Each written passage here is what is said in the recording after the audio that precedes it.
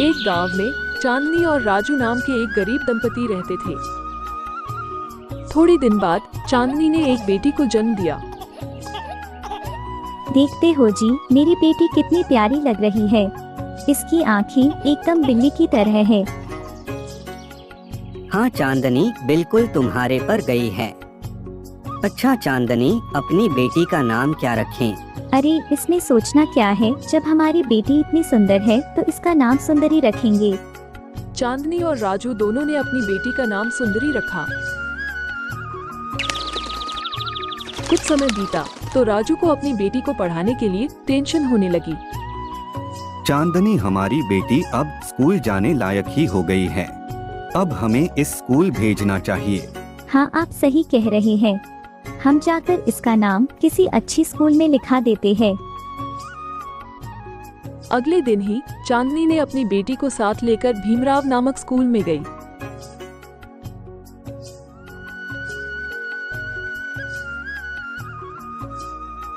अध्यापक जी, हमें अपनी बेटी का नाम लिखवाना है। हाँ जरूर, आप कुर्सी पर बैठ जाइए। चांदनी कुर्सी पर बैठ जाती है। अध्यापक सुंदरी का नाम लिख देते हैं। आप अपनी बेटी को कल से स्कूल में भेजिएगा। चांदनी सुंदरी को लेकर घर चली आती है। अगले दिन ही चांदनी ने बेटी सुंदरी को स्कूल के लिए तैयार कर देती है। तभी वहां आयुष भागता आता है। अरे चांदनी, सुनती हो, उधर राजू का रोड पर एक्सीडेंट हो गया है। ये सुनकर चांदनी और सुंदरी रोड की ओर रोते रोते भागते हुए गए। राजू को एक्सीडेंट से सर पर ज्यादा चोट लग गई थी, जिसके कारण राजू वही दम तोड़ दिया। सुंदरी के पिता के मरने से सुंदरी और उसकी मां चांदनी दोनों का जीवन अस्त व्यस्त हो गया। ऐसे ही कुछ दिन बीत जाता है। तो एक दिन हमें टीचर ने कहा है कि अगर तुम कल अपना फीस टाइम से नहीं भरी तो वो हमें स्कूल से बाहर निकाल देंगे। अरे तू रो मत सुंदरी बेटी, तुम तो एक अच्छी बेटी हो। भला कोई टीचर तुझ जैसी बेटी को स्कूल से क्यों निकालेगा? मैं कल ही तेरे टीचर से बात करूंगी। चांदनी अगले दिन स्कूल जाती है, पर टीचर चांदनी की एक भी बात नहीं सुनता और समय से फीस ना भरने के कारण सुंदरी का नाम स्कूल से काट दिया जाता है। सुंदरी कभी कभी दूसरे के घरों में जाती तो देखती कि बच्चे कान में हेडफोन लगाकर पढ़ाई कर रहे हैं और सोचती कि अमीर लोगों की जिंदगी क्या जिंदगी होती है। ये लोग आराम से घर पे बैठ के ही पढ़ाई कर लेते हैं और इनके पास मोबाइल है। ये लोग मोबाइल से ही अपना डाउट क्लियर कर लेते हैं।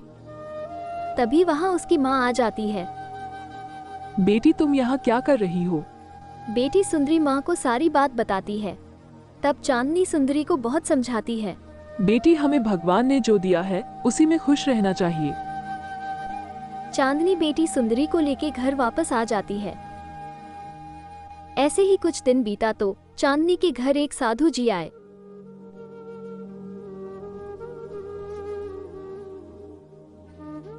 बेटी, हमें बहुत तेजी से भूख लगी है, कुछ खाने को मिलेगा? चांदनी घर में जाकर देखती है तो बर्तन में सिर्फ एक रोटी ही बची थी। चांदनी कुछ देर सोचती है, फिर रोटी को ले जाकर साधु को दे देती है। साधु वही बैठ के खाने लगता है।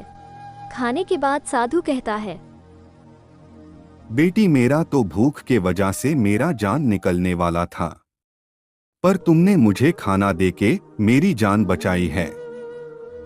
मैं तुम्हें आशीर्वाद देता हूँ कि तुम हमेशा खुश रहोगी। कुछ देर बाद घर में से खाने की खुशबू आने लगती है।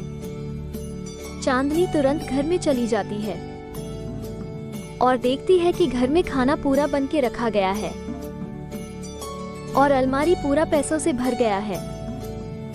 देखो सुंदरी, लगता है भगवान ने हमारी दुख को सुन लिया है। शाम होने पर चांदनी और सुंदरी पेट भर के खाना खाते हैं। सुबह होने पर बेटी सुंदरी अपनी माँ से पैसे लेकर खुशी खुशी स्कूल चल देती है।